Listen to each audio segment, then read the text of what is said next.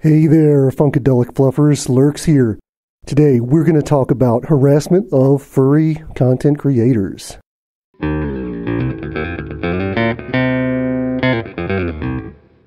Now let me clarify, we're not talking about bullying here. That's its own subject. We're talking about harassment by obsessive fans. This is more common than you might think, and it's become even more of a problem lately with certain people. Now, you may have heard the term parasocial relationships bouncing around in the media lately, and that's pretty relevant to this situation because a lot of these are parasocial relationships leading up to this harassment. So what the heck is a parasocial relationship? Let's see what Wikipedia has to say about it.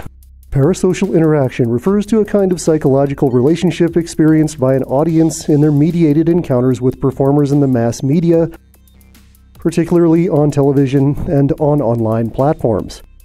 Viewers or listeners come to consider media personalities as friends, despite having no or limited interactions with them.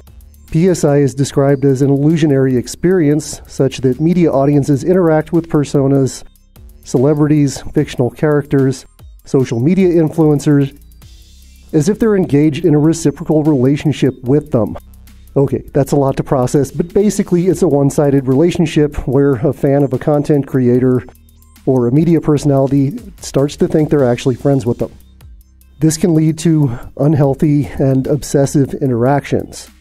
And that's been happening with furry YouTube pretty much since I got started with it back in 2018, and I'm sure it happened before that. I personally had issues with a number of these people harassing and annoying me.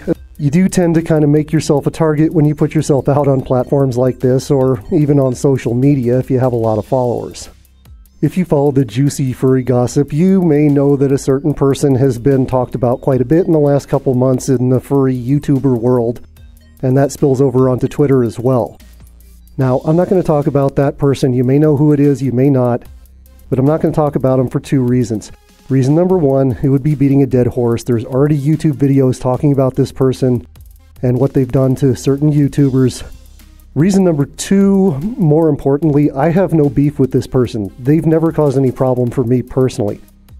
They've been subscribed to this YouTube channel since near the beginning, as far as I could tell, and they've never been problematic toward me whatsoever, so I'm going to leave them alone. I am going to talk about some other ones who have been extremely problematic. Now, I will address the giant anthropomorphic elephant in the room. Speaking for all of the furry YouTubers I know, we fully understand that some of these people who react and communicate inappropriately with us do have disorders that cause them to communicate and process information differently. We're totally understanding of that, and we totally respect it. The thing is, and this is coming straight from other people, other furry YouTube content creators who have disorders like that, it's not an excuse. Lots of people have these issues and they don't behave like this. So what are we talking about with harassment? Typically it's excessive, unwanted direct messages, often on numerous different social media, sometimes bouncing back quickly between two or more. It's attempts to voice chat or video chat that are unwanted. It's inappropriate statements, comments. Sometimes these people are looking for attention for themselves. They're looking for shout-outs. They're looking to be put in collabs, and when they don't get what they want, they can get really frustrated. It's gotten to the point recently of some cases of blackmail or extortion where somebody says, if you don't give me what I want, I'm going to report your channel to YouTube. I'm going to take other actions against you to try to hurt you and your channel. So it can pretty much be anywhere from a mild annoyance to something really serious, like a person who makes their living off of YouTube, not like me, because my channel's way too small for that, having that potentially threatened by somebody trying to blackmail them into giving them something they want.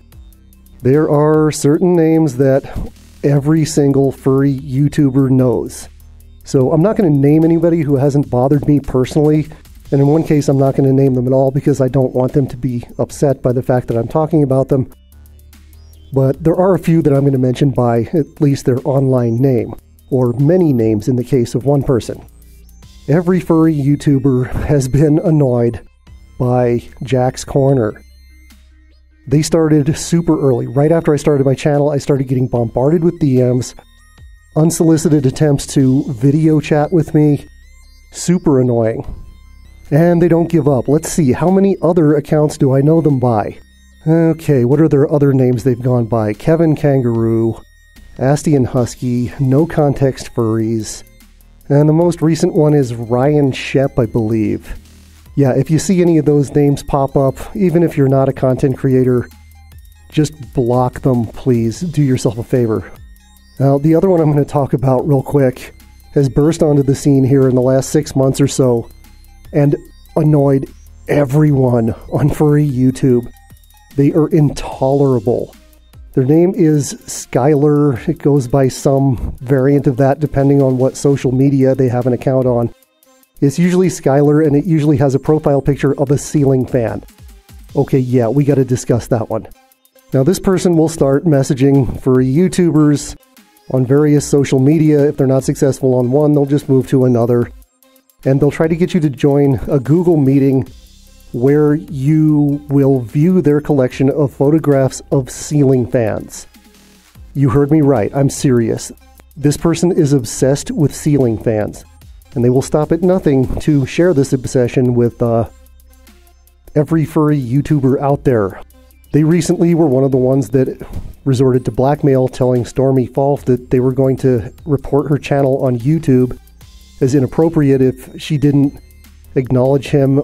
I mean, that is outright harassment, if anything is.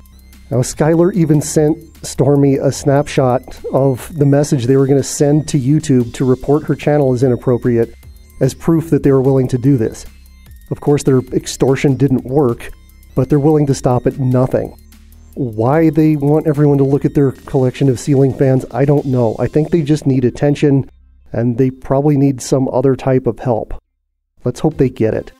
Now, recognizing these people early makes things a lot easier. If you don't recognize them early for what they are, it can be really difficult to get rid of them. I had one that approached me at a furry convention, claimed to be a furry YouTuber, claimed to be a musician, claimed to be a lot of things that they really weren't.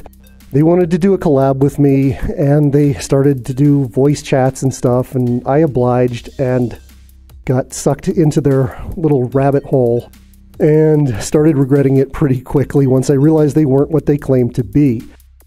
This continued until it grew into massive daily harassment via DMs on Telegram and Discord, to the point where I finally had to block them. I was hesitant to block them because I knew they were on the autism spectrum, but once again, that's not an excuse, and this is coming from friends of mine who are on the autism spectrum. That doesn't make inappropriate behavior and harassment excusable. But finally, I had to block this person, and I'm sure it was very difficult for them when I blocked them because they thought it was the real deal. Of course, to me, it was just a parasocial relationship and an annoyance, but they didn't know that. But I really kind of feel guilty for not catching that one earlier and stepping away from the situation rather than leading them on and having conversations with them and just making it worse when I had to break it off because I didn't want anything to do with it. So what's the point? What am I trying to get at here? The point is, not only is it stressful and unpleasant for content creators and anyone else out there in the furry world to deal with this sort of thing, it makes us want to shut off messages. It makes us not want to talk to people we don't know. And that kind of sucks. I want people to be able to message me and be like, hey, what's up? And have a totally normal, appropriate conversation with me here and there.